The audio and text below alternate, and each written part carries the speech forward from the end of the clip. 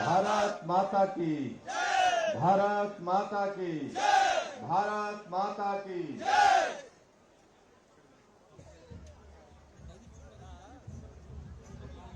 आज इस बहुत ही ऐसे घुमा थोड़ा सा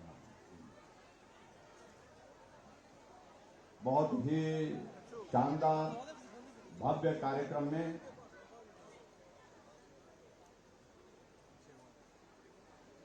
जो कांगड़ा विधानसभा क्षेत्र के अंतर्गत यहां पर आयोजित किया जा रहा है, हमारे बीच में आज के इस कार्यक्रम में हिमाचल प्रदेश सरकार में वरिष्ठ मंत्री श्रीमती सरवीन चौधरी जी, हमारे बीच में हमारे बहुत समय से बिछड़े हुए साथी जो आज हम मिलकर के इकट्ठा हुए हैं, आपके इस विधानसभा क्षेत्र के बहुत ही लोकप्रिय विधायक भाई पवन काजल जी,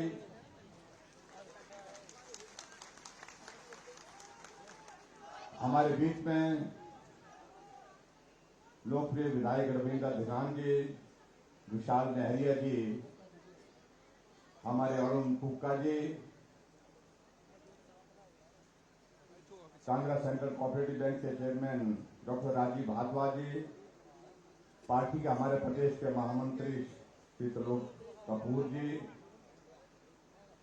और हमारे बीच में जो अभी हाल ही में कांग्रेस पार्टी छोड़ करके हमारी पार्टी में शामिल हुए 4 बार के विधायक रहे, जिनके साथ हमने भी हिमाचल प्रदेश की विधानसभा में काम किया, भाई योगराज जी भी हमारे बीच में यहाँ, आपका भी स्वागत है। पार्टी के हमारे जिला के अध्यक्ष चंद्रभूषण नाथ जी, जिला परिषद के अध्यक्ष रमेश बराड़ जी, हमारे बीच में बास्केटबॉल के हमारे स्टेट के एसोसिएशन के प्रेसिडेंट मनीष शर्मा जी, हमारी पार्टी में आम आदमी पार्टी में जो चले गए थे हमारे साथी अब राकेश चौधरी जी, हमारे बीच में मंडल के अध्यक्ष सतपाल सोनी जी, पार्टी के हमारे साथी Shri Hindveer Kohli ji, deputy commissioner Kangra, SP Kangra, विभागों के सभी अधिकारीगण, उपस्थित सभी भाइयों बहनों, नौजवान साथियों और पत्रकार मित्रों,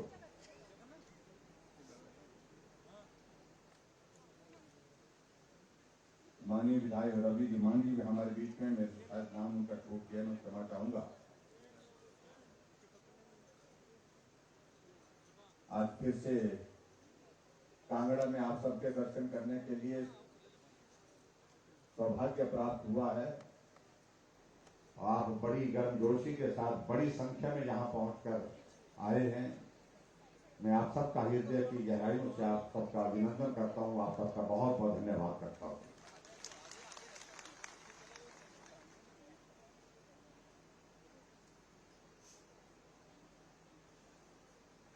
अभी भाई पवन काजल जी जिक्र कर रहे थे कि हम आ गए हैं और सही जगह आ गए।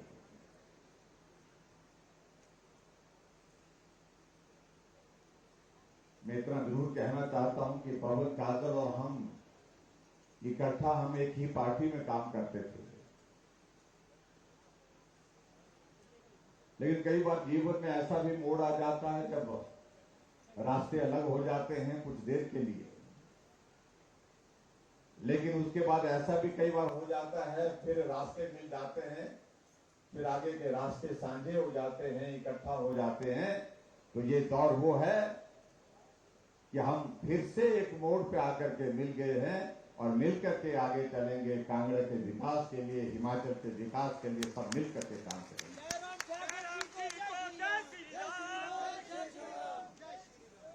कई बार हालात ऐसे बनते और बहुत सारी चीजें तो ऐसी भी होती है, कुछ आदमी के हाथ में नहीं, कुछ भाग्य में भी कुछ चीजें लिखी होती है, तो इसलिए इस बात को हमको मान करके चलना होगा। मैं भाई पवन काजल जी का अपनी पार्टी में आने के लिए आप सबकी ओर से और पार्टी के सब साथियों की ओर से अभिनंदन करता हूं, स्वागत करता हूं। आज हिमाचल प्रदेश में भारतीय जनता पार्टी की सरकार है और केंद्र में भी भारतीय जनता पार्टी की सरकार है। और हमारी पार्टी आज देश की नहीं दुनिया की सबसे बड़ी पार्टी है। और हमारी पार्टी में आज हमारा ये सौभाग्य है कि दुनिया का सबसे मजबूत नेतृत्व है नरेंद्र भाई मोदी जी के रूप में।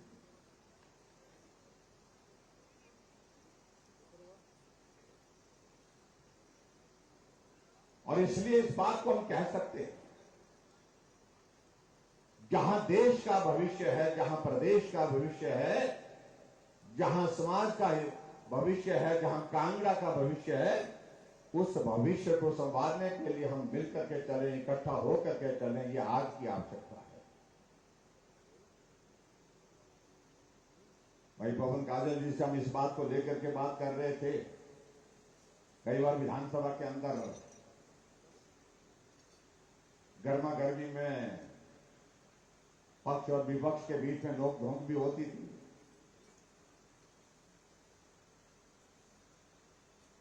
उस नोक झोंक में भी देखता था मैं, कहा बाकी लोग सब अपने अपनी जगह होते थे, लेकिन कभी भी मैं इनको इस प्रकार से, क्योंकि हमारा स्वभाव भी इस तरह से देवभूमि हिमाचल प्रदेश में जो सहजता और सरलता का स्वभाव है, उसी तरह का स्वभाव इनका भी है। और इसलिए हम इनको पहचान जाते थे। हालात की वजह से वह हैं, लेकिन उसके बावजूद दिल से नहीं है। और दूसरी बात, इस बात को लेकर के समय की कमी है, नहीं तो यहां पर योगराज जी भी आपके बीच में शायद दो शब्द कहते हैं, राकेश चौधरी जी भी इस बात को लेकर के कहते हैं, लेकिन कभी आने वाले समय में फिर से देखेंगे, जब समय होगा तो बात करेंगे। दूसरी जगह तीसरी जगह बचा कुछ नहीं है। देश का भविष्य अगर कहीं है तो यही है, मजबूत नेतृत्व के साथ है, नरेंद्र भाई मोदी जी के साथ है। इस बात को लेकर इन्होंने कहा कि 100 बातें हो सकती हैं, लेकिन जब देश और समाज की बात आती है तो हमको रास्ता यही उचित लगता है, इसी रास्ते पर हमको चलना चाहिए, इसी रास्ते पर बढ़कर के हमको आगे काम करने के लिए निकलना चाहिए। भाई और बहनों, में आप सबके बीच में ऐसे हालात में पहली बार क्या कांगड़ा आया, आना हुआ, कार्यक्रम भी हुए, लेकिन इस बदले हुए हालात में पहली बार आना हुआ। और इस बदले हुए हालात में मैं इतना जरूर कहना चाहता हूं कि मैं एक तस्वीर देख रहा हूं कि जिसमें कांगड़ा का अच्छा होते हुए देख रहा हूं, कांगड़ा का भला होते देख रहा हूं। और इस बात की गारंटी मैं भी देता हूं, मां ब्रजेश्वरी माता का हम पर आशीर्वाद रहे, मां चामुंडा का हम पर आशीर्वाद रहे, मां ज्वाला जी का हम पर आशीर्वाद बना रहे। आओ हम मिलकर के अपने समाज के लिए, अपने कांगड़ा के लोगों के लिए मिलकर के काम करेंगे, और जो भी इसमें बेहतर किया जा सकता है उस काम को करने की हम कोशिश करेंगे। अभी हमने हिमाचल प्रदेश में कुछ कार्यक्रमों के आयोजन किए हैं, उस कार्यक्रम के सिलसिले में आज आप सबके बीच में हमने एक बात कही कि देश की आजादी के 75 वर्ष बीत गए, और देश की आजादी के 75 वर्ष बीतने के पश्चात हमारे देश के यशस्वी प्रधानमंत्री नरेंद्र मोदी जी ने कहा कि इसको हमको बड़े जश्न के साथ, जोश के साथ मनाना चाहिए। हमारे देश की स्वतंत्रता की आयु 75 वर्ष हो गई, आओ हम इसको अमृत महोत्सव के रूप में मनाते हैं। अलग अलग विभागों के माध्यम से कार्यक्रम तय किए गए, और आजकल वो कार्यक्रमों की श्रृंखला पूरे देश भर में चल रही है। कई लोग प्रश्न करते हैं, ये अमृत महोत्सव का क्या मतलब है? आदमी तो जब हर साल उसकी उम्र बढ़ती है तो जन्मदिन मनाते हैं, तो जन्मदिन में केक काटते हैं, हैप्पी बर्थडे टू यू, ये कहा जाता है। लेकिन कभी तो ऐसा भी अवसर आना चाहिए कि देश का जन्मदिन जो है एक तरह का हो रहा है, तो उस जश्न को, देश की स्वतंत्रता का अवसर आया है, तो उसको भी हमको उसी तरह उत्साह के साथ, जोश के साथ, उत्साह के साथ जो है उत्सव के रूप में मनाना चाहिए। जब हमारी इस सिलसिले में सारे मुख्यमंत्री की बैठक प्रधानमंत्री जी ने बनाई और देश भर की एक बहुत बड़ी कमेटी कॉन्स्टिट्यूट की गई, जब ये प्रस्तावना उस पर रखी गई कि देश आने वाले समय में इतिहास में इन चीजों को याद रखेगा कि कौन आदमी ने क्या कंट्रीब्यूशन किया है, किस तरह से इस देश की आजादी के इस अवसर को मनाया गया है। और 75 वर्ष की आयु देश की आजादी की हो गई, इसलिए हम चाहते हैं कि इस आयोजन को बड़ा रूप दिया जाए। और मुझे इस बात की खुशी है कि देश भर के सभी पार्टी के मुख्यमंत्रियों ने इसमें सहयोग के लिए आग्रह किया कि हम भी अपना सहयोग उसमें करेंगे। और अभी आपने देखा होगा 15 अगस्त को प्रधानमंत्री जी ने एक निवेदन किया कि मैं चाहता हूं कि देश का हर घर इस आजादी के उत्सव में इसका हिस्सा बने, इस उत्सव का हिस्सा बने। और उन्होंने एक आवाज दी, एक अपील की कि आओ हम एक बात तय करते हैं, इस बार 15 अगस्त को हम हर घर में झंडा लगाएंगे, हर घर तिरंगा, घर घर तिरंगा, ये एक आह्वान किया और पूरा देश निकल आया। आज हम देखते हैं एक कोने से दूसरे कोने तक देखते हैं, चाहे चाय वाले की छोटी दुकान है, चाहे समोसे वाले की छोटी दुकान है, चाहे टायर वाले की दुकान है, लेकिन छोटे सी दुकान पर भी झंडा लगा हुआ, तिरंगा झंडा लगा हुआ है। पूरा देश उसमें आगे बढ़कर के उस समारोह का हिस्सा बना। और उसी प्रकार भाई और बहनों, आज अगर हम हिमाचल प्रदेश में अगर हम पिछला इतिहास देखें तो हिमाचल प्रदेश के गठन के भी, हिमाचल प्रदेश के बनने के पश्चात हमारे हिमाचल प्रदेश की आयु भी 75 वर्ष हुई है। हम अधिकारियों के साथ बैठे, पार्टी के सब साथियों के साथ बैठे, हम चाहते थे बड़े कार्यक्रम करें, लेकिन सबका कहना है कि अब चुनाव का दौर है, चुनाव के दिनों में बहुत सारे आयोजन करना संभव नहीं। इसलिए तय किया कि हम एक कार्यक्रम करेंगे और एक कार्यक्रम ये करेंगे जो आज से पहले इस हिमाचल प्रदेश में किसी ने नहीं किया। वो कार्यक्रम ये करेंगे कि किसी व्यक्ति विशेष को हिमाचल की इस गौरवमयी यात्रा का श्रेय देने के बजाय हिमाचल प्रदेश के मेहनतकश लोगों को ये श्रेय देने के लिए लोगों के बीच में जाएंगे। और आज उसी के तहत में कांगड़ा विधानसभा क्षेत्र में आपके बीच में यहां हूं, क्योंकि हिमाचल प्रदेश की इस यात्रा में आप सब भाई बहनों का बहुत बड़ा योगदान रहा है। इसके लिए मैं आभार व्यक्त करने के लिए व्यक्तिगत रूप से आपके इस कार्यक्रम का हिस्सा बनकर के जहां आपके बीच में आए, हम नेताओं का अभिनंदन करते हैं, बार बार करते हैं, और स्वाभाविक रूप से उनके प्रति भी हमारा सम्मान है। उन्होंने भी हिमाचल को आगे बढ़ाने में अपना योगदान दिया है। पूर्व में मुख्यमंत्री रहे डॉक्टर यशवंत सिंह परमार जी, ठाकुर रामलाल जी, श्री वीरभद्र सिंह जी, श्री शांता कुमार जी, श्री प्रेम कुमार धूमल जी, सब लोगों ने योगदान दिया है। उनके योगदान के लिए भी हम हृदय से उनका आभार व्यक्त करते हैं। लेकिन उसके बावजूद हमने एक बात कही कि ये अवसर है, हिमाचल अगर आगे बढ़ा है तो ये हिमाचल के मेहनतकश लोगों के बलबूते बढ़ा है। चाहे वो मजदूर है, मजदूरी करता है, उसका भी बहुत बड़ा योगदान है। एक किसान का, एक बागबान का अपना योगदान है, एक बुजुर्ग का अपना योगदान है, एक नौजवान का अपना योगदान है, एक कर्मचारी का अपना योगदान, एक अधिकारी का अपना योगदान है। इसलिए हमने कहा हम पूरे हिमाचल प्रदेश में जाकर के हिमाचल की जनता का सार्वजनिक मंच से उनका अभिनंदन करेंगे, उनका आभार व्यक्त करेंगे और साथ में ये भी अपील करेंगे कि सफर अभी समाप्त नहीं हुआ है। आने वाले समय में हिमाचल और प्रगति करते हुए आगे बढ़े, उसके लिए भी आप सबका सहयोग चाहिए, आप सबका आशीर्वाद चाहिए, आप सबका साथ चाहिए। ये भी हम निवेदन करने के लिए आपके बीच में आज इस कार्यक्रम में। भाई और बहनों, अगर इतिहास में अगर हम जाएं मैं दो चार चीजों का जिक्र हमेशा करने की कोशिश करता हूं, उससे आपको एक आप नक्शा आपके सामने खड़ा हो जाता कि हिमाचल 1948 15 अप्रैल 1948 से पहले जब हिमाचल बना, उससे पहले क्या स्थिति थी। हमने चंबा के मिंजर के मेले से इस कार्यक्रम की शुरुआत की थी, और जब मैं प्रदर्शनी में वहां पर देखने के लिए गया तो हमने वो भी देखा जब आजादी से पहले यानी कि 15 अप्रैल 1948 से पहले जब हिमाचल प्रदेश का गठन हुआ,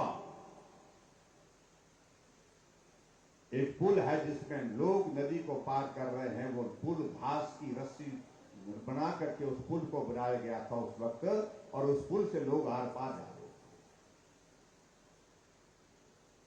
आप ये प्रदर्शनी यहां सामने लगी है, मेरा आपसे निवेदन है कि आप जरूर इस प्रदर्शनी को भी देखें। नदी को पार करने के लिए और व्यवस्थाएं नहीं होती थी। भैंस की खाल में हवा भर के उसका सहारा लेकर के नदी को पार किया जाता था। रावी नदी को भी उसी तरह से पार किया जाता था। जब हमने इस बात का प्रश्न उनसे पूछा, अगर नदी पार करते करते अगर हाथ से वो भैंस की खाल जो है वो उसको टूट गई तो क्या होता था, तो कहते थे कि क्या होता था उसके बाद तो वही होता था जो होना होता है कि जिंदगी समाप्त हो जाती। ऐसे कठिन दौर थे। जब हिमाचल प्रदेश का गठन हुआ उस वक्त हिमाचल प्रदेश की हमारी लिटरेसी रेट जो है 4.8% थी, और आज हिमाचल प्रदेश की लिटरेसी रेट केरल के बराबर की है। चाहे वो उसको हम 2011 की जनगणना के हिसाब से अगर हम देखें तो 83% है, लेकिन आज के इसके हिसाब से देखें तो 90% से ज्यादा हमारी जो है लिटरेसी रेट है, साक्षरता दर है। और महिलाओं के बीच में तो और भी खराब स्थिति थी उस वक्त। मात्र 2% है महिलाओं की साक्षरता, जिनके 100 में से सिर्फ 2 महिला पढ़ी होती थी। ये परिस्थिति थी। और उस वक्त जब हिमाचल बना उस वक्त 228 किलोमीटर सड़क हिमाचल प्रदेश में सारी थी, और आज 39,500 किलोमीटर सड़क हिमाचल प्रदेश में है, और जिसमें से 20,000 किलोमीटर सड़क का योगदान उस योजना का है जो योजना देश के हमारे पूर्व प्रधानमंत्री अटल बिहारी वाजपेयी जी ने शुरू की थी, जिसको हम प्रधानमंत्री ग्राम सड़क योजना कहते हैं। मुझे अच्छी तरह से याद है जब अटल जी ने इस योजना को शुरू किया तो उस वक्त उन्होंने अपनी भावना व्यक्त की थी। उन्होंने कहा था मैं गांव में भी जाता हूं, शहर में भी जाता हूं। शहर साधन संपन्न हो गया, खुली सड़कें बन गई, बड़ी बड़ी गाड़ियां आती जाती दिखती है, लेकिन उसके बावजूद जब गांव जाता हूं तो गांव के लोगों की पीठ का बोझ हम अभी तक नहीं उतार पाए। मैं देखता हूं गांव का आदमी अगर चढ़ रहा है, पहाड़ चढ़ रहा है तो पहाड़ चढ़ती बार भी उसकी पीठ में बोझ है। अगर पहाड़ उतर रहा है तो पहाड़ उतरते वक्त भी उसकी पीठ में बोझ है। ये बोझ उसकी पीठ से उतारना पड़ेगा, और इसके लिए प्रदेश के पास साधन नहीं, पैसा नहीं हो सकता।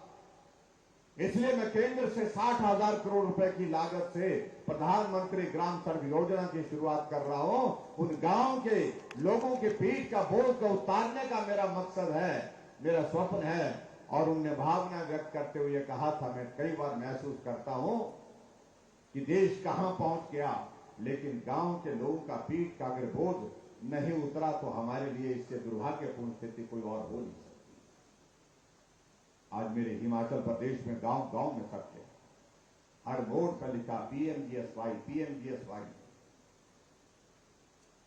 आज गांव का कोई गरीब आदमी भी आता है, सड़क की मांग करता है, कागज पढ़ा लिखा ज्यादा नहीं है, कागज में लिखता है कि इसको प्रधानमंत्री सड़क में डालो। क्यों? क्योंकि उनको मालूम है कि उसमें पैसा जल्दी मिलेगा, दिल्ली से पैसा आएगा और सड़क जल्दी बनेगी, पक्की बनेगी। इसलिए भाई और बहनों, अगर हम बातें कहेंगे तो बहुत लंबा वक्त लगेगा। हिमाचल प्रदेश में हमारी सरकार का 5 वर्ष का कार्यकाल पूरा होने जा रहा है, और जब 5 वर्ष का कार्यकाल पूरा होने जा रहा है तो कई बार जब हम इस प्रकार के कार्यक्रम के आयोजन कर रहे हैं तो हमारे कुछ साथी प्रश्न खड़ा करने की कोशिश कर रहे हैं। कि मुख्यमंत्री जी घूम रहे हैं, बड़े बड़े तंबू लगा रहे हैं। हमने कहा कि भाई हम अब क्या करें, हमारा तंबू तो दिल्ली में भी लगा हुआ है, हमारा तंबू तो हिमाचल में भी गड़ा हुआ है, तुम्हारा उखड़ गया तो क्या करें। उसका हमारे पास कोई इलाज नहीं है, क्योंकि उनका तो दिल्ली में भी उखड़ गया और प्रदेश में भी उखड़ गया और लगने की संभावना भी नहीं है। लेकिन गुमराह करने की कोशिशें हो रही है। और कई बार मैं इस बात को देखता हूं, हैरान भी होता हूं। आजकल वो पार्टी जो है वो निकली हुई है हिमाचल प्रदेश में, हम गारंटी दे रहे हैं, जिनकी अपनी ही गारंटी नहीं है वो गारंटी दे रहे हैं। और गारंटी क्या क्या दे रहे हैं? हमने हिमाचल प्रदेश में महिलाओं के लिए आने जाने का किराया आधा कर दिया। इसलिए किया कि आबादी का आधा हिस्सा महिलाओं का है। महिलाओं सिर्फ घर में नहीं, घर से बाहर भी काम करने के लिए निकलती हैं। कोई छोटी मोटी दुकान करती हैं, अपना रोजगार के लिए जाती हैं, अपने नौकरी पेशे के लिए जाती हैं, बाजार से सामान लेने के लिए जाती हैं। आने जाने में किराया बहुत खर्च होता है। इसलिए हमने कहा मदद का रास्ता निकालना चाहिए। तय किया हमने, जुलाई महीने से हमारी माताओं बहनों को अगर जाना आना हो तो आधे किराए पर आना जाना होगा। आधा किराया हमने माफ किया। तो हमारे कांग्रेस के मित्रों ने कहा वाह बोलते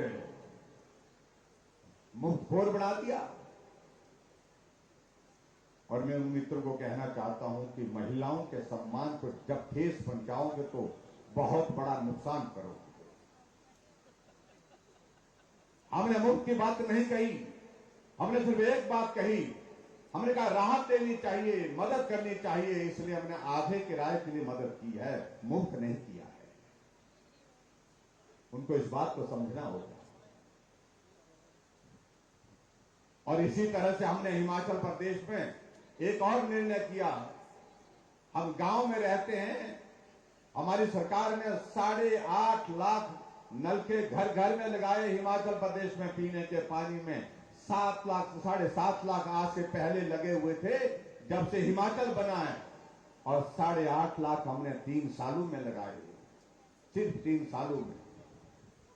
जब नलके से किराए लेने की बात आई, हमने अधिकारियों को पूछा, हमने कहा कितना किराया आता है? कि साहब बोलते किराया तो बहुत कम आता है। हमने कहा कितना आता है? बोलते जी कुल 31 करोड़ रुपए आता है। हमने कहा 70 लाख की आबादी में मात्र 71 करोड़ रुपए आता है। तो अधिकारी कहने लगे साहब क्या करना, कुछ लोग देते नहीं। तो हमने कहा फिर जो देते नहीं है वो कौन लोग हैं?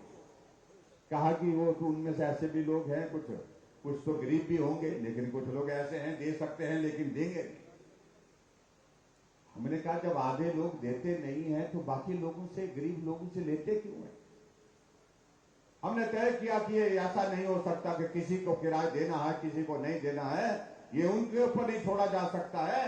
हमने कहा कोई बात नहीं, पानी देना पुण्य का कार्य है और इस पुण्य के कार्य को देवभूमि हिमाचल प्रदेश में हम बिना पैसे के करेंगे। हमने कहा कोई भी पैसा नल का नहीं लिया जाएगा हिमाचल प्रदेश के सभी गांव। हमने कहा कांग्रेस के मित्रों को भी कहा तुम भी मौज करो भाई, तुमको भी हम पानी पिला रहे हैं। उनको तो पिला ही रहे हैं, वो हमारे पानी से बहुत परेशान होते हैं। और उसी तरह से आगे बढ़कर के हमने एक और निर्णय किया। हिमाचल प्रदेश में एक गरीब आदमी कितनी बिजली खर्च करता है, मैंने इसका थोड़ा आंकड़ा मंगवाया। बड़ी चौंकाने वाली बातें थी, हैरान करने वाली बातें थी उसमें। हमने कहा हम ऊर्जा राज्य के रूप में जाने जाते हैं, हम बिजली को दूसरे प्रदेशों के लिए बेचते हैं। पंजाब को हमारी बिजली होती है, हरियाणा को हमारी बिजली से उजाला होता है, दिल्ली को, राजस्थान को और नेशनल ग्रिड में हम बिजली बेचते हैं। लेकिन हिमाचल के गरीब लोगों के लिए हमने क्या मदद की?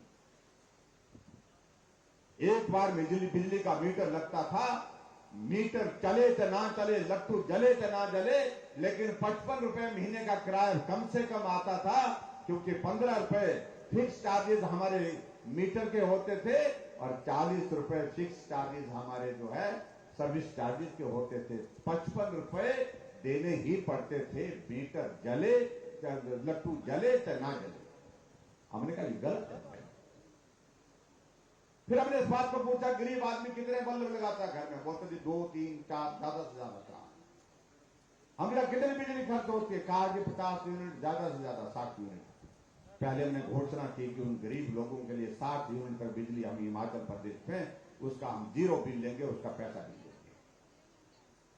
लेकिन बाद में कुछ आदमी आए, हमारे पास अधिकारी भी आए, बाकी लोग मिले कि ये थोड़ा इसको बढ़ाना चाहिए, क्योंकि मध्यम वर्ग के भी लोग हैं, बहुत सारे लोग हैं ऐसे हैं जो 60 यूनिट से 100 यूनिट, 110 यूनिट, 120 यूनिट तक ज्यादा से ज्यादा खर्च करते हैं, उनके लिए भी राहत देनी चाहिए। फिर हमने उस बात को सुना, उस बात को सोचा, विचार किया, आखिर हमने निर्णय किया कि हिमाचल प्रदेश में 125 यूनिट तक बिजली का किराया नहीं लेंगे। और मैं इस बात को दावे के साथ कह सकता हूं, यहां जितने भी लोग यहां पर बैठे हैं, कुछ लोगों को छोड़ करके जिनके घर में कोई कारोबार चलता है, कुछ और काम चलता है बिजली से, कोई और मशीन चलती है, उनकी बात छोड़ करके मैं दावे के साथ कह सकता हूं कि जुलाई महीने का बिल आप सबको जो आया है, कितना आया है? 0 बिल आया है, 0 बिल आया है, बिना किराए के आया। जय श्री राम, जय श्री राम, जी को जय श्री राम, जय श्री राम, जय श्री राम। और उस वक्त भी कांग्रेस के लोगों ने शिमला में प्रेस कॉन्फ्रेंस की, कहा अब तो सबको बोलता मुफ्तखोर बना दिया, पूरे हिमाचल वासियों को मुफ्तखोर बना दिया।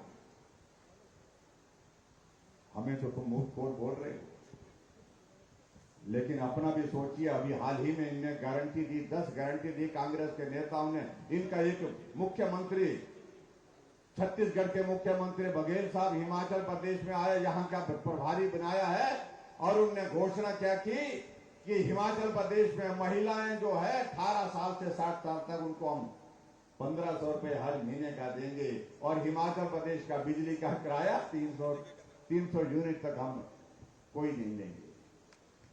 आप अंदाजा लगाइए, अभी 1 महीने पहले हमको कह रहे थे कि तुमने मुफ्तखोर बना दिया।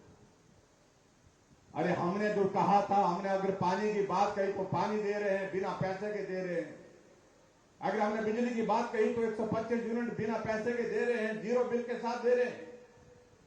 अगर महिलाओं के लिए हमने 50% हमने कहा कि आधा किराया ले लेंगे, तो आधा किराया ले रहे हैं। हम तो जो कहे थे हम कर चुके हैं, और जो तुम कह रहे हो कि हम आएंगे तो करेंगे, पहले तो आएंगे ही कैसे? आने देंगे तो ना, आप देंगे आने उनको? नहीं देंगे। ये सब कहते हैं, पूरा देश कह रहा है।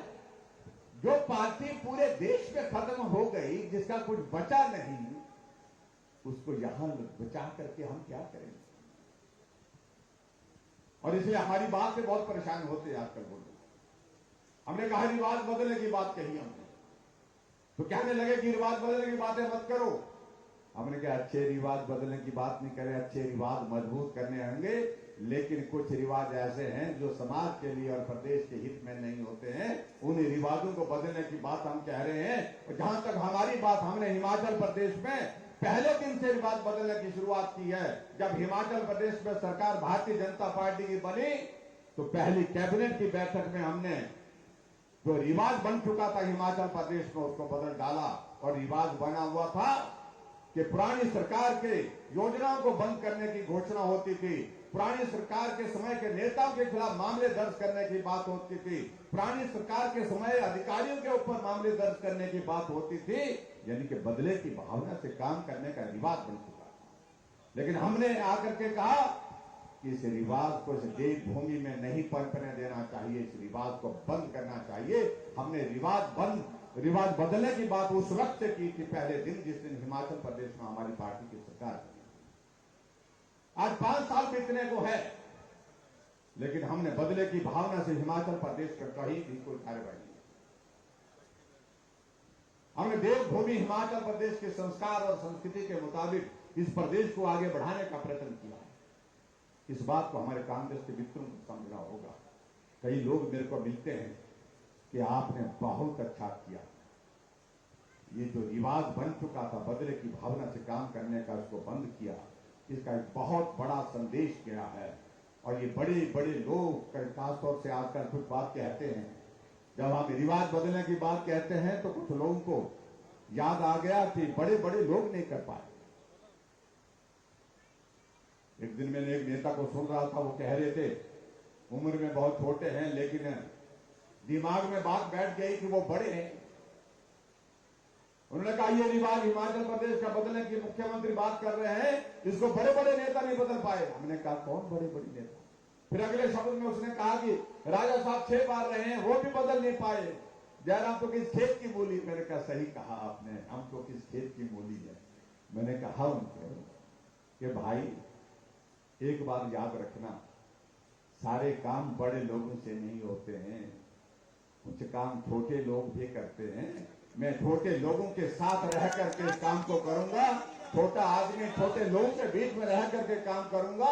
और हिमाचल प्रदेश में जो बड़े लोग नहीं कर पाए उसको हम सब लोग छोटे जो जितने भी बैठे हैं हम सब मिल करके उस काम को पूरा करेंगे और रिवाज बदल करके डालेंगे। जयराम ठाकुर जी को जय श्री राम। जय श्री राम। जय श्री राम। राजन जी को जय श्री राम।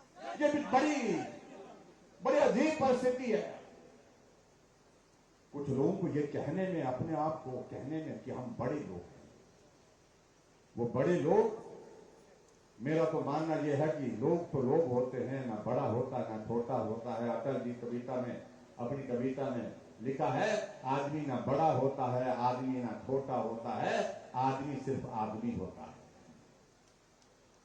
ये भाव उनके मन में नहीं, वो अपने आप को बड़ा, इतना बड़ा मान करके चल रहे हैं, बाकी को बहुत छोटा मानते। लेकिन मुझे इस बात को लेकर के बहुत बड़ा संतोष है कि छोटे आदमी को छोटे लोगों के बीच में रह करके काम करने का अवसर प्राप्त हुआ है। और इसलिए हम दावा करते हैं कि जो बड़े लोग सोच रहे हैं उसको छोटे लोग जो है वो करके डालेंगे। ये मैं आपके बीच में कहना चाहता हूं। आने वाले समय में वक्त का इंतजार करें। भाई और बहनों, आप सबके बीच में योजनाओं का मैं जिक्र करूंगा तो बहुत लंबा वक्त आएगा। हमने इस बात का जिक्र किया, हिमाचल प्रदेश में कांग्रेस की सरकार में 80 साल के बाद पेंशन मिलती थी बुजुर्गों के लिए आय सीमा में छूट के साथ। 80 साल का मतलब ये होता था, उनका तरीका जबरदस्त होता है, वो बड़े टेक्निकल आदमी है कि 80 साल जब उम्र होगी तो भाषण देते थे, भाई और बहनों 80 साल के ऊपर हम सबको पेंशन लगा देंगे, आय सीमा में छूट देकर के आपको पेंशन का प्रावधान करेंगे। क्योंकि उनको मालूम है कि 80 साल के बाद बहुत सारे तो निकल जाएंगे, जब मांगने वाले ही नहीं रहेंगे तो बोलने में क्या हर्ज पड़ता है। लेकिन हमने पहली कैबिनेट की बैठक में यह निर्णय किया कि 70 साल के ऊपर सभी बुजुर्गों के लिए पेंशन का प्रावधान, और अभी हमने बजट में यह प्रावधान किया 70 नहीं 60 साल से ऊपर के सभी बुजुर्गों के लिए पेंशन का प्रावधान हमने करने की घोषणा की। और हम पेंशन, वो हिमाचल प्रदेश में 4 लाख लोगों को पेंशन देते थे और हम हिमाचल प्रदेश में 7.5 लाख लोगों को पेंशन देते थे। वो 400 करोड़ रुपए खर्च करते थे पेंशन पर, हम 1300 करोड़ रुपए खर्च कर रहे हैं। क्योंकि वो बहुत बड़े थे और हम बहुत छोटे हैं, इसलिए छोटे लोगों के लिए ज्यादा करना ये हमारा जिम्मा है, ये हमारी जिम्मेवारी, हम उसका निर्वहन करें। हिमाचल प्रदेश में बुजुर्गों के लिए पेंशन के प्रावधान के बाद गरीब लोगों के इलाज के लिए कोई योजना नहीं थी। जो बड़े लोग थे बार बार सत्ता में रहे, उनको कभी ख्याल नहीं आया कि गरीब लोगों के लिए हमको सोचना चाहिए, कोई गरीब बीमार हो जाए उसका इलाज कैसे होगा। हमारी सरकार ने सोचा, आयुष्मान भारत के अंतर्गत आदरणीय प्रधानमंत्री नरेंद्र मोदी जी ने पूरे देश के लिए योजना चलाई, 5 लाख रुपए का हेल्थ कवर दिया और हिमाचल प्रदेश का भी बहुत बड़ा वर्ग उसमें कवर हुआ। लेकिन बहुत सारे लोग उसमें कवर नहीं हो पा रहे थे, उनके लिए हिमाचल प्रदेश में हमने अपनी योजना चलाई जिसको हमने हिम केयर कहा। और उस हिम केयर के तहत हम हिमाचल प्रदेश में अभी तक 3.5 लाख के करीब लोगों का मुफ्त में इलाज करके उनको स्वस्थ करके घर भेजने में सफल हुए। क्योंकि बड़े आदमी की सोच का विषय नहीं बन पाया कि गरीब आदमी बीमार होगा उसका इलाज कैसे होगा। और ये छोटे आदमी समझ सकता है, छोटा आदमी इस बात को समझ सकता है। और इसलिए छोटा आदमी मैं हूं, हमारी समझ में ये एकदम आ गया कि गरीब लोगों का इलाज के लिए हमको प्रावधान करना है। और इसी तरह से आगे बढ़कर के हमने ऐसे लोग जो बिस्तर पर पड़े हैं, अपना काम खुद नहीं कर सकते हैं, कोई बीमारी ऐसी लग गई, हमने कहा जो ऐसे लोग हैं उनके लिए अलग से सोचना चाहिए। 20,000 लोग हिमाचल प्रदेश में ऐसे हैं जो लोग जिंदा हैं लेकिन बिस्तर पर हैं, अपने आप पानी का गिलास भी नहीं उठा सकते हैं। कुछ स्थिति तो ये है। किसी को ब्रेन हेमरेज हुआ है, किसी की स्पाइनल कॉर्ड चले गई है, किसी को कैंसर की स्टेज 3 स्टेज 4 में है, किसी की किडनी जो है वो किडनी फेल हो गई है। ऐसी बीमारी के तमाम जितने भी मरीज हिमाचल प्रदेश में हैं उनको सहारा योजना के अंतर्गत हमने रजिस्टर किया। 20,000 ऐसे लोग हैं जिनको हर महीने 3,000 रुपए दे करके उनके खाते में डाल करके मदद कर रहे हैं। लेकिन बड़े लोगों को ये ख्याल नहीं आया। वो बहुत बड़े थे, उनके समझ में नहीं आया कि कोई गरीब आदमी अगर इस तरह के हालात में से गुजर रहा तो उसके लिए भी कुछ सोचना चाहिए। गरीब बेटी की शादी होगी और उसके लिए हमने अलग से योजना की शुरुआत की। जिस दिन उस गरीब परिवार की बेटी की शादी होगी 31,000 रुपए हम शगुन के रूप में उस बेटी को आशीर्वाद के साथ जो है वो मदद करेंगे, शगुन देंगे। ये हमारी सरकार ने तय किया। लेकिन कांग्रेस की सरकार ने कभी नहीं उस बात को कभी नहीं सोचा इस बात को लेकर के। और इसी तरह से भाई और बहनों और बहुत सारी योजनाएं हैं जिन योजनाओं में हम जाकर के हम बात कर सकते हैं। आज हम इस बात को कह रहे हैं, घर घर में गैस का चूल्हा पहुंच गया।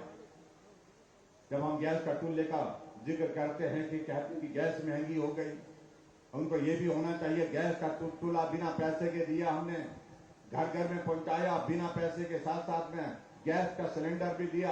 अभी 2 रिफिल हम दोबारा आने वाले समय में हम और दे रहे हैं। इस बात को भी उनको समझना चाहिए।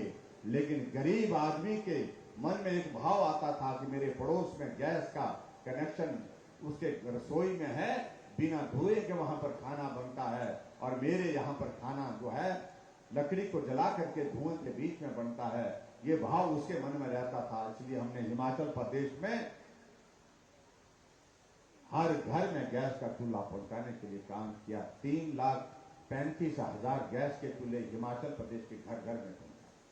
इन योजनाओं का जिक्र करेंगे तो बहुत लंबा वक्त जाएगा भाई और बहनों। में आप सबके बीच में सिर्फ इतना ही कहना चाहता हूं कि जरूरत आज की तारीख में यह है कि हम नरेंद्र मोदी जी के साथ मिलकर के चलें। जरूरत हिमाचल प्रदेश की है। हमारे लिए यह सौभाग्य की बात है कि नरेंद्र मोदी जी देश के प्रधानमंत्री होते हुए हिमाचल प्रदेश को अपना घर मानते हैं। 8 साल केंद्र सरकार के पूरे होते हैं तो मोदी जी 8 साल का वो जश्न मनाने के लिए हिमाचल प्रदेश के शिमला के रिज में आते हैं। और शिमला के रिज में आने से पहले माल रोड में एक कोने से दूसरे कोने तक पैदल जाते हैं। ये हमारे देश के प्रधानमंत्री की भावनाएं इस हिमाचल प्रदेश के प्रति है। पूरे देश के चीफ सेक्रेटरी की कॉन्क्लेव हिमाचल में हुई, धर्मशाला में हुई, रात को ठहराव भी यहां पर हुआ।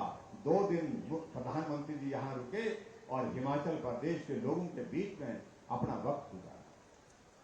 बहुत सारी चीजें ऐसी जो जिनको हम कह सकते हैं, लेकिन मैं ये जरूर कहना चाहता हूं कि पवन काजल जी हमारे बीच में अभी आए हैं और बहुत सारी चीजें हमने आपके इस विधानसभा क्षेत्र में जो हर तरह से जो विकास के लिए जो जरूरत महसूस की जाती थी, हमारे साथियों ने जो बोला उसको हमने पूरा करने की हमने कोशिश की। आज मुझे इस बात की भी खुशी है कि यहां से हमने अभी बटन दबाया और 23 विभिन्न योजनाओं का उद्घाटन शिलान्यास यहां आपके बीच में किया, जिसमें 10 उद्घाटन, 13 शिलान्यास और 23 कुल योजनाएं, और उनमें 53 करोड़ रुपए की सौगात आज इस तरफ जो बाईं तरफ मेरी बाईं तरफ और आप सबकी दाईं तरफ लगी पट्टिकाएं आपके इस विधानसभा क्षेत्र की चश्मदीद गवाह बनकर के इस क्षेत्र में विकास को गति देने में हमारी एक बहुत महत्वपूर्ण भूमिका रही है। उसके लिए मैं आप सबको बहुत बहुत बधाई देता हूं और बहुत बहुत शुभकामनाएं देता हूं।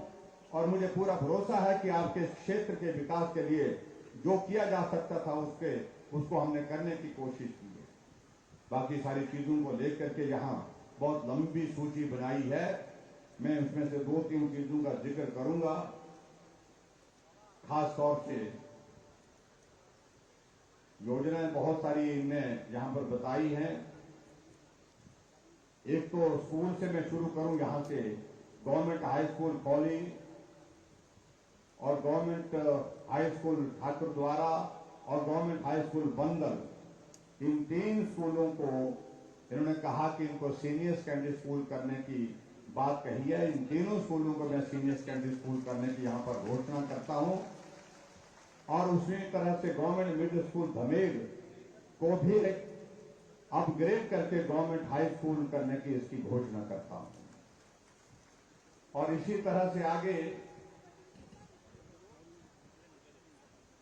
Government senior secondary school Mataur में इनका कहना है कि वहां पर साइंस ब्लॉक की जरूरत है, तो वहां पर हम साइंस ब्लॉक बना करके देंगे। इसको भी मैं स्वीकृत करता हूं, इसको भी स्वीकार करता हूं, ताकि वहां पर बच्चों को साइंस की क्लासेस, साइंस की लैब जो है, साइंस ब्लॉक, सब कुछ एक साथ मिल करके वहां पर काम करने का, पढ़ाई करने का अवसर प्राप्त हो सके।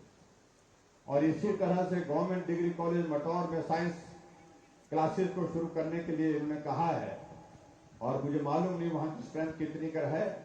और उसके साथ साथ में साइंस की क्लासेस वहां पर, और government senior secondary school board Kawalu में साइंस की क्लासेस, और उसके साथ साथ में government senior secondary school Birta में भी कॉमर्स, वहां पर कॉमर्स की क्लासेस खोलने की बात कही गई है। इन दोनों स्कूलों में ये साइंस की और कॉमर्स की क्लासेस जहां खोलने की बात कही गई, इसको भी मैं स्वीकार करता हूं, इनको भी पूरा करेंगे, ये मैं आपके बीच में कहता हूं। और जो गवर्नमेंट डिग्री कॉलेज मटौर में इसकी पूरी प्रपोजल मंगवा करके, इसको भी हम प्रपोजल को एग्जामिन करने के बाद इस पर भी हम निर्णय लेंगे।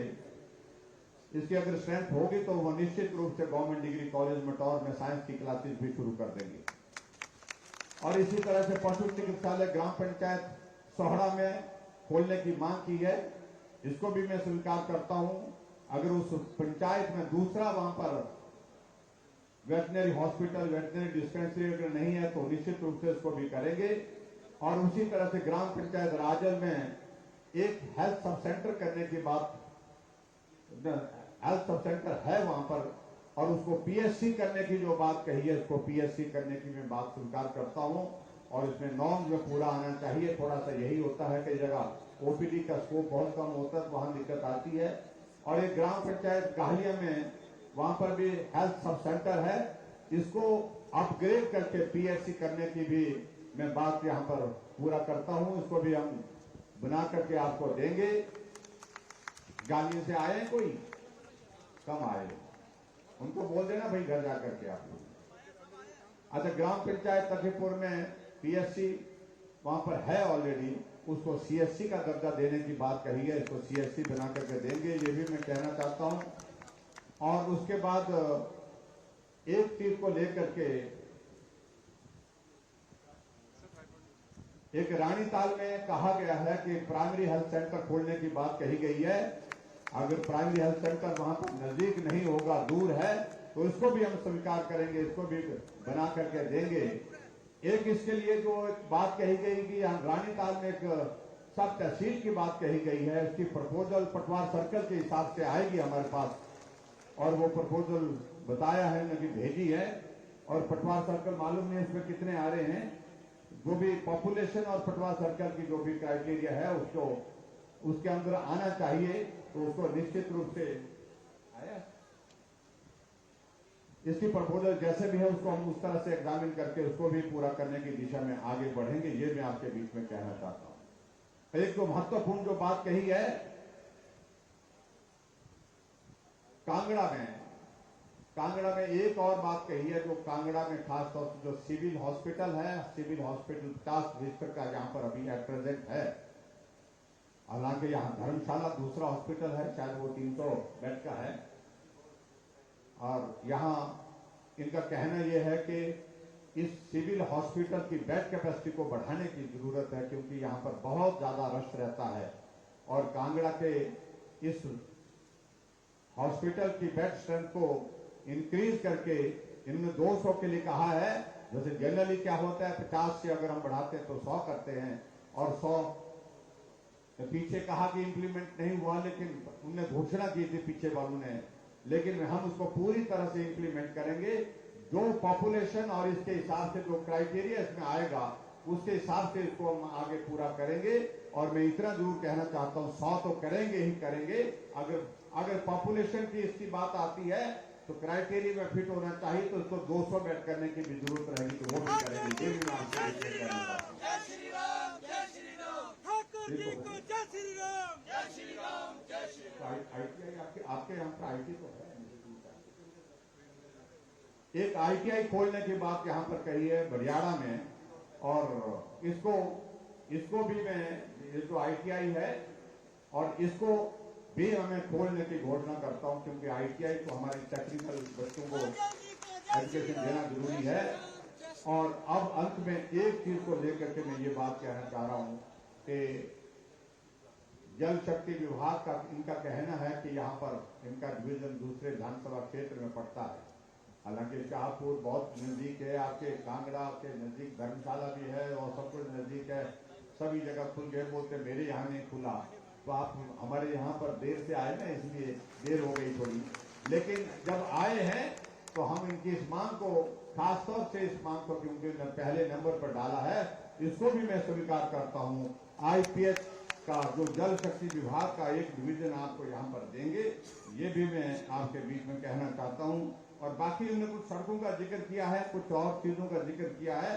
जो भी लिस्ट दी है हमने, उस लिस्ट के मुताबिक हम सारी चीजों को करने की हम कोशिश करेंगे, ये मैं आपके बीच में कहना चाहता हूं। और बाकी एक दो चीजों को ले,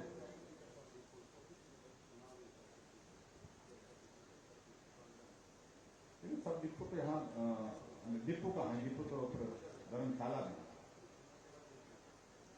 HRTC का सब डिपो की ने बात कही है, इसको भी हम पूरा करेंगे, ये भी मैं आपके बीच में कहना चाहता हूं। और बाकी जहां तक आपको बता रहा हूं, मैंने सारी चीजें जो बताई हैं, हमने एक एक चीज को सारा पूरा किया है। और जहां इन्होंने बजट के लिए कहा है कुछ योजनाओं के लिए, उन योजनाओं के लिए मैं सिर्फ इतना ही कहना चाह रहा हूं, कुछ पैसे की जरूरत है, और पैसे की जरूरत जो होगा तो मैंने इनको कहा कि आप उनको लिख करके दें उन योजनाओं के बारे में, और जो भी आप लिख करके देंगे, जितना भी उसमें से किया जा सकता है तो उसको पूरा करेंगे, ताकि आपके इस क्षेत्र में विकास को गति मिल सके। एक यहाँ पर एक इन्होंने भी कहा है, विराट जी ने कहा कि एक लिंक रोड है, ये कौन सा, ये उसी में शामिल है, ये उसी में शामिल है, उसी सूची में शामिल है। उसके लिए भी कुछ पैसे का प्रावधान करके, कितना पैसा लगेगा एस्टिमेशन के लिए मैंने इनको कहा है।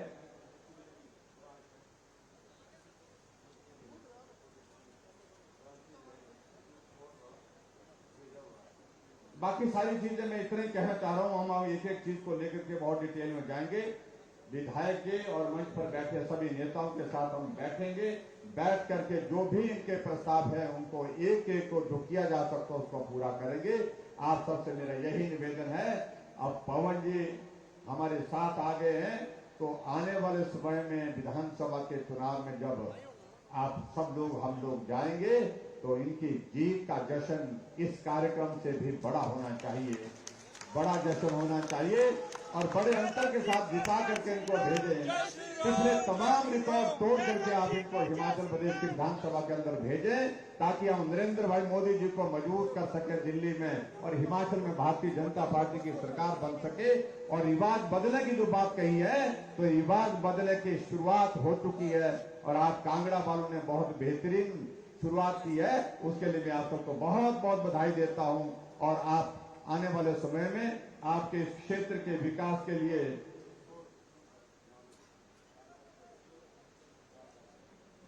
इसमें एक चीज उन्होंने कही कि कांगड़ा से करसू सपोर्ट जो है वो भाटी व लगभग 10 पंचायतों को जोड़ने के लिए एक रेलवे ओवर ब्रिज ROB जो है वो बनाने की आवश्यकता है। इसको हम सेंट्रल गवर्नमेंट साथ भी टेकअप कर, रेलवे डिपार्टमेंट साथ भी टेकअप कर लेंगे और इसके लिए प्रावधान करेंगे, इसको भी बनाएंगे। बाकी आप सब आज के इस कार्यक्रम में बड़ी संख्या में आए, आप सबका बहुत बहुत धन्यवाद। रिवाज बदल करके फिर आपसे मुलाकात करेंगे, इतनी बात कहते हुए आप सबके बीच में आकर के हम जरूर बात करेंगे। मुझे इस बात की खुशी है कि हिमाचल प्रदेश में बहुत सारे काम आप लोगों ने किए हैं। और मैं इस बात को भी देख रहे थे, आजकल कांग्रेस के लोग कुछ युवा रैलियां कर रहे हैं और उसके लिए हमने 10 करोड़ की लागत से आज हमने शिलान्यास किया है आपके इंडोर स्टेडियम का भी, और उसमें युवाओं को आगे खेल के क्षेत्र में आने के लिए एक सुनहरा अवसर होगा। ये भी मैं आपके बीच में कहना चाहता हूं। आप सबका बहुत बहुत धन्यवाद। नमस्कार, जय हिंद, जय हिंद।